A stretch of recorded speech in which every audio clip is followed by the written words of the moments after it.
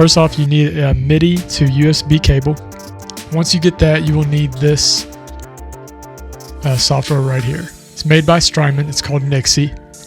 You can find it at this website up top, strymon.net/support/Nixie. Now, depending if you got Mac or Windows, you'll need to download the latest version of one of these.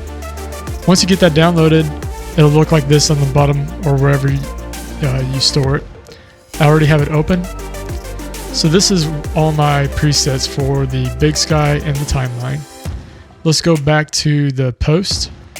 As you see, I let you know which ones I use for each guitar based on how I play it on YouTube.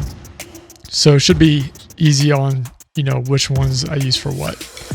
You'll see the way I do it now is I kind of group them into big sky, that's BS, TL, timeline. So you'll just click it, it'll download as just an SIX file. Once it's downloaded, all you do is you drag and drop over to Nixie. And then it'll create a little tab here, and I've already got it up here as well. And this is what you just downloaded for the timeline.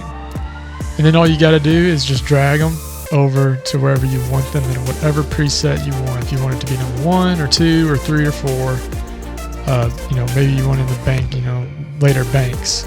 You just drag and drop. It's that simple. So same thing with the big sky. You can just click that. You just drag it right over and it creates another little tab for the presets. You just drag it. You have to actually click on big sky. You got all your presets and you'll just drag and drop. It's that easy. I wanted to show you all that. Another way you can do it is on the posts if you have it on the app on your mobile phone. If you got a Dropbox or an iCloud or any sort of way where you can store files in a cloud-based server, you can save these there, and then when you log into your computer, it's right there in whatever you want to store it in on the cloud, whatever that be, Google Drive, Dropbox, you name it. As always, thank you guys for being a patron. Love you all. Keep praying. Keep playing.